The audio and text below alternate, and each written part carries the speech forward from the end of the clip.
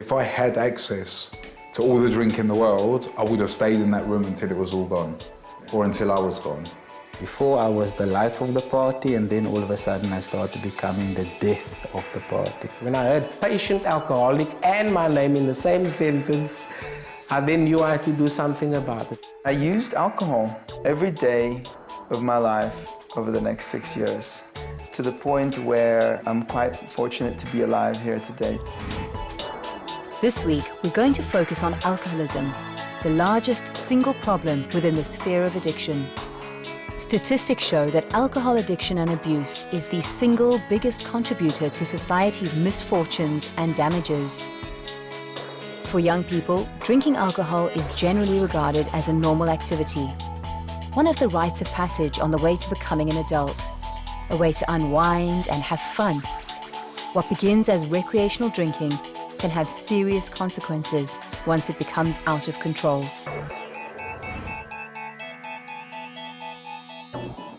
My mom and my dad was separated when I was 3 years old. I also felt like at a very young age that I didn't belong, and I always struggled to fit in. Moving countries the way that I did at such a young age and having to learn new languages and adapt to new cultures left me a bit on the outside. I felt out of place, the outcast. I was born in District 6. One of the factors that led to my parents being divorced was definitely the move from where we had grown up. I always had a sense of maladjustment, that I never fitted in. So the more studies they do about the biological nature, the genetic nature of dependencies, the more they see how extremely important the social and the psychological part is. So the combination it's extremely important. I'd like to think that there was something to complain about, but there wasn't. It was a nice upbringing, strict upbringing, but loving family, never went without anything. My dad used to let me sip his beers and his wine and from a young age, but at that age it didn't mean anything to me. I started experimenting with alcohol when I was 12 years old. The first time that I had it, it done something for me, and I think I took to it like a duck to water. I didn't say like when I had my first drink at 13, whoa, I'm looking forward to becoming an alcoholic and a drug addict. That was not what I was looking forward to, but unfortunately that is what happened. It's probably very difficult for many people to understand that at 13 and 14 I never had one drink. I passed out at the school braaivleis that we had, and looking back I can't remember if anybody drank as much as I drank. I thoroughly wanted that experience that I saw other people have when they drank. What I do know is that it was very, very, very powerful. The brain chemistry that alcohol brings about in people is that of pleasure. And in some people, it brings about an inordinate level of euphoria and pleasure. My first memory of alcohol was when I was 8. We were in Italy during a summer holiday. We were all sitting at the table, and the mother asks me if I drink wine. My immediate answer was, sure, all the time. So she served me a glass of wine, yeah, and as soon as she finished pouring it, the glass was in my hand and it was down my throat. There was nothing normal about an 8-year-old lying about his drinking habits and downing a full glass of wine in front of an audience. I think we are seeing more or younger people in treatment over the last couple of years. And I don't know whether that is that younger people are asking for help sooner or whether there's just a bigger problem among the youth. When I started to take alcohol, I had this newfound confidence. It was as if when I started drinking, there was this new person that stepped inside of me.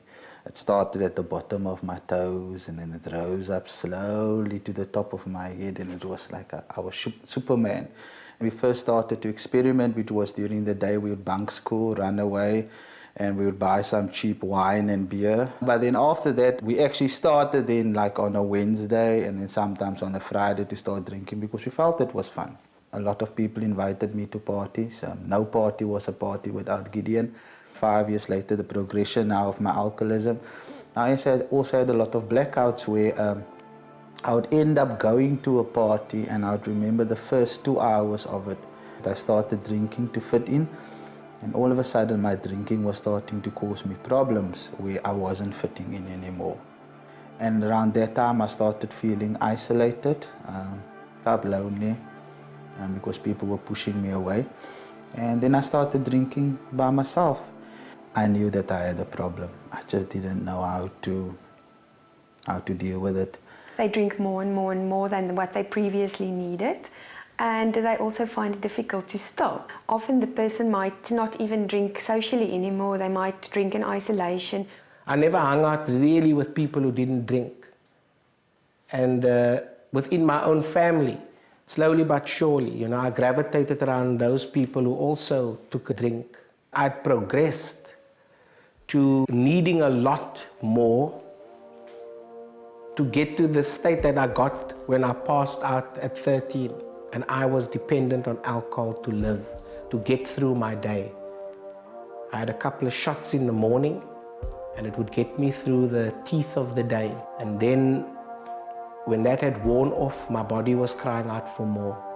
I knew that this was a problem. I could, however, not do anything about it. If we look at what amount of alcohol drinkers in South Africa consume, we're looking at roughly 17 to 20 litres per drinker per year, and that's pure alcohol. That figure places us within the top 5 heaviest drinkers in the world. I blacked out for the first time on alcohol at the age of 12. I wanted the recognition, I wanted the being looked up at from others according to what I was doing, and I believed that alcohol was that gateway to get that recognition. Drink never really came into the picture for me until I was around 20. I mean, I remember not liking the taste. Even up to university, I thought, shit, I better start liking the taste. Everyone else seems to like it. But I couldn't even drink a pint. I was slaughtered after a pint. And then university ends, playtime's over, everyone gets on with their lives, start building lives and getting into relationships, having kids, and I was a complete mess. I completely lost the plot. I didn't know how to deal with it. My drinking escalated from then. It was very progressive. I remember going on binges and not being able to sleep and promising myself I would never do it again. And I'd wake up and I'd be like, right, this is it. This is where my life's gonna change. By 2 o'clock in the afternoon, bang, I was out again. It was only a short while before I started to steal from work, not turn up at work, on the rampage. The situation was close to me hitting my rock bottom, to the point where I was admitted to a rehabilitation clinic. On leaving treatment, I kind of made it through the first 3 months. Somebody asked me whether I really couldn't have one drink. And this triggered off this addiction in me again. I had a drink one Sunday evening and it had absolutely no effect. And I then had another triple and another triple. And I went into the bathroom, I put my hands up into the air and I says, I can handle it. I then started drinking on a daily basis again. And this was probably one of the most painful experiences because now I had a kind of a head full of information and education and a soul and a heart that was telling me, you know the direction you've got to go into. So I ended up in treatment and I managed to stay away from alcohol and drugs and mood and mind-altering substances for a year after. And I knew then, when I relapsed, that I was in big trouble because everything I'd learned in treatment with regard to the 12-step program and my relationship with mood and mind-altering substances, I realized I was in massive trouble. But by then it was just too late. Eventually I got kicked out of home. My drinking had now progressed to all day, without a job. there can be physical adaptation of the body or the brain to the drug. This means that the person can use more and more and more without it having the same effect. And I went to go and see a psychologist, and I spoke to her, and I never really broached the subject of my addiction or how much I was drinking or using. Till eventually one day when I just went in there and I blurted it out and I said, look here, this thing is bigger than myself and I need to tell you about this. And then she gave me an address and she said, you can go here. On a Wednesday night, they've got 12-step meetings there. I ended up going for 11 months. During that 11 months, I was able to focus at university again. I started looking and feeling physically better. My relationships at home started to come together because now I didn't come home drunk, and I thought that I was okay. And then one day I was walking down Mowbray Main Road. There was a place called Champs there where I used to play pool, and I just walked in there. I went straight to the counter and I ordered a black label and I drank it, and that was the end of it. That was the end of all the nice things that came back into my life. That was the end of my sobriety for another 3 years. And for another 3 years, what happened was the downward spiral began again. I was able to get periods of clean time, 2 months, 3 months. I fell back down, I got back in, I fell back down. And every time I kept relapsing, the damages accumulated even more. And I waved the flag of, I'm a drug addict, not an alcoholic. It was always the drugs that then led me to that alcoholic state. So I picked up a drink, and I used alcohol every day of my life over the next 6 years, to the point where I'm quite fortunate to be alive here today. It was just this uncontrollable, unmanageable pit of alcoholism.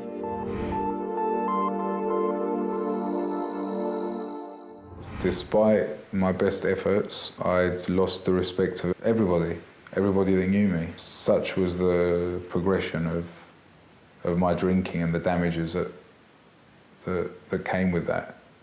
I had to drink to be restored to sanity at that point. If I didn't drink, I'd lose my mind. And when I started drinking, I started thinking skew. At the end, I was exhausted. Most of the time, I would end up in emergency rooms all the time being stitched up. I had my arms broken twice. I've had beer bottles broken over my head. I got into a hell of a lot of fights. I wasn't as communicative at home with my family anymore. I would just come in and go and sleep because obviously, I passed out. I didn't fall asleep. I passed out because I was so drunk. And in the morning, I would be out of there again because I had to go and kill my babalas. And then I had some of the disappearing acts that I had where I disappear from home on a Tuesday and my family wouldn't know where I've gone to, and I'll come back on a Sunday. 3 or 4 days later, after I would get paid, I would have no money left. And that is where my addiction has taken me. So in a sense, I went from living to existing. Getting into my car in blackout, not remembering where my car is. I had to be a father to my son, yet I wasn't. I put him to sleep so I could use. I manipulated all of my staff members to enable me to use. My wife pushed her away with an endless amount of reasons why I couldn't be the husband to enable my using. My life was in steady decline. It just took me down. Took me down faster.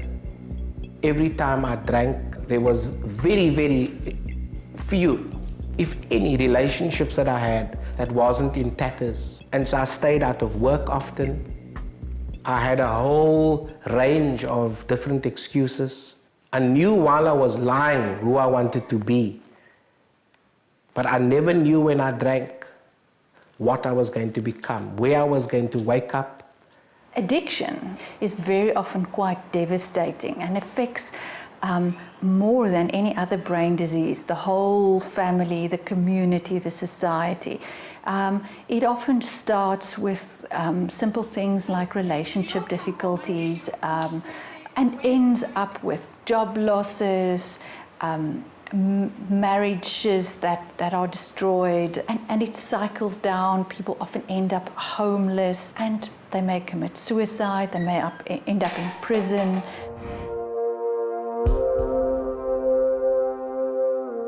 Whenever I talk about this, I just remind myself where I come from and who I am. You know, there was this compulsion, you know, this uncontrollable compulsion to drink and use, regardless of what the negative consequences in my life was. I walked out of the nightclub, then I turned around and there was this guy with this baseball bat and he was walking towards me. I walked towards him and he walked towards me and he swung the baseball bat and he hit me in the face. I went down and I got up again and he hit me in the face again with his baseball bat. You know, I just had this rage inside of me and this need to get up. And I got up again and he hit me with a baseball bat in the face again. And you know, by this time everything was slow motion and people were shouting, my friends were shouting, "Get here and stay down." And I just couldn't. And that for me was, I think, when I reached my rock bottom. I started running from the realities of my addiction and the consequences that were going to come until I couldn't run anymore, where I was literally in the corner and I had to just raise my hands and surrender. The next step would have been, you know, something as extreme as taking my own life or just carrying on until my organs packed up. And my parents knew that there was something seriously wrong because I wasn't leaving the flat anymore. And I just begged God for a way out. I knew there was a problem. My life had become totally unmanageable on every single front. Relationships, finance, in terms of my employment, all the significant things in my life, you know, were falling apart. And it fell apart to the extent that in 2003, I approached a rehabilitation clinic. I don't think there were less alcoholics in the 1920s than what there are now. I just think we're becoming more open as a society, so alcoholics feel more comfortable coming out. I knew exactly what I was up against. There was no doubt in my mind that this disease was going to claim my life. I knew there was a lot of wreckage behind me, but I knew that that was it for me. That was the end of the story. No, as soon as I landed and I detoxed for 3 days, the desire to drink left me. Well, as the 12-step states, the first step is to admit you have a problem. Without that, you really can't start moving. I continued on this thought of, it's not me, until walking on the beach. And I, for some reason, connected with the fact that I shouldn't be walking here right now. And I shouldn't be feeling the sand under my feet or the rays on my face. And all of a sudden, the penny dropped, and it's changed since. The first thing that I was told was I had to get in touch with the damages, with the consequences in my life. I thought that my addiction had everything to do with where I came from, my childhood. And I allowed something like that to run my life for about 21 years. I sat in groups and there was other people like me. And when they started telling their stories and they spoke about their consequences, I could identify with some of it. And I sat in a room with people the very first time who put their hands up and said, you know, my name is X, I'm an addict. And they started to talk about their lived experience with addiction. Addiction is just a word. They then started telling me what their lives were like, what happened to them, what their lives are like now, and huge bells went off for me. The night I made the call when I was desperate, somebody answered the phone. These are the people who I said I didn't like, yet they kept telling me, just come back next week, just come back tomorrow, just don't drink for the next hour.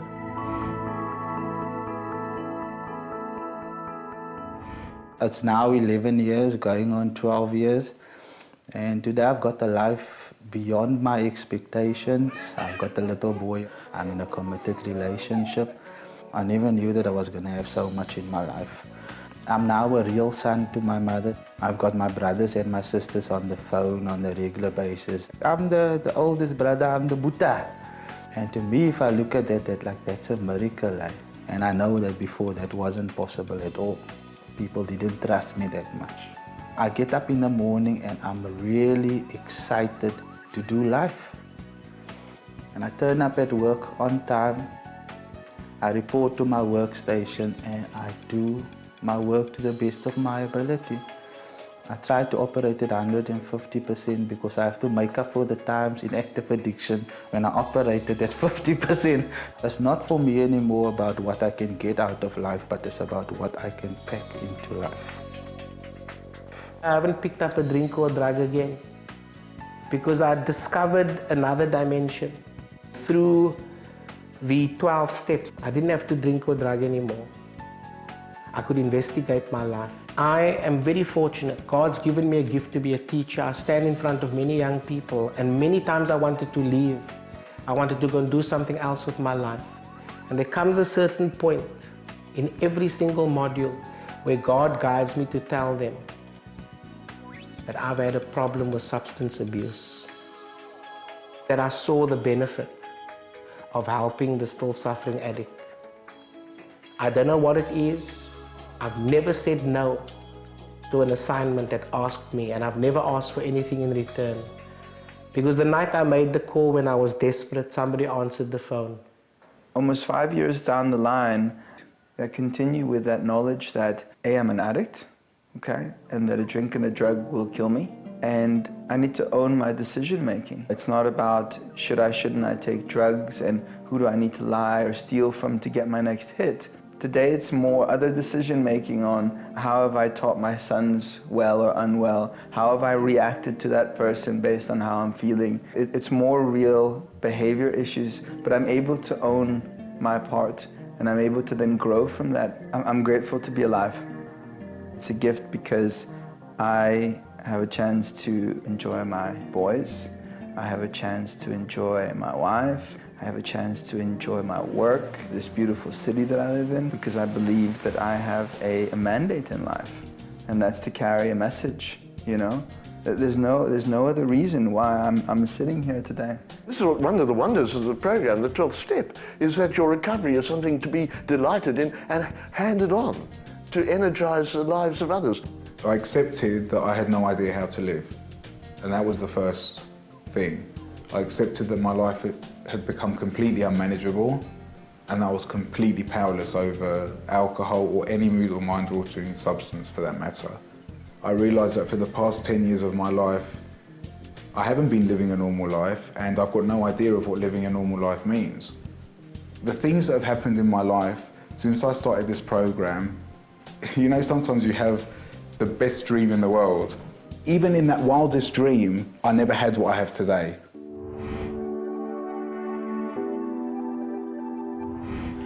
I think the one message that I want to give anyone out there is that this thing is bigger than yourself.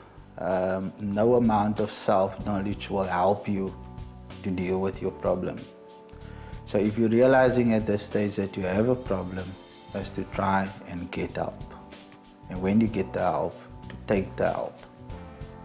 The sooner you pick up a problem and the sooner you have a desire to want to change, the easier it is to change.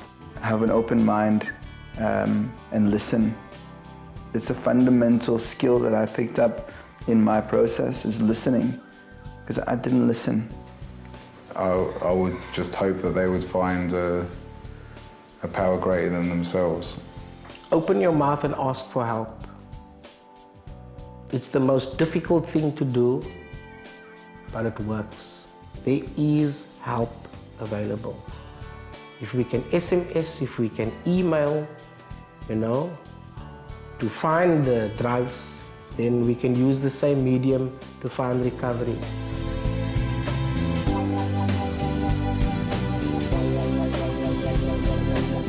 In next week's episode, we again feature alcohol and we'll meet 4 other people from different walks of life for whom alcohol became the central theme in their lives, to the point of almost total destruction for them and their families.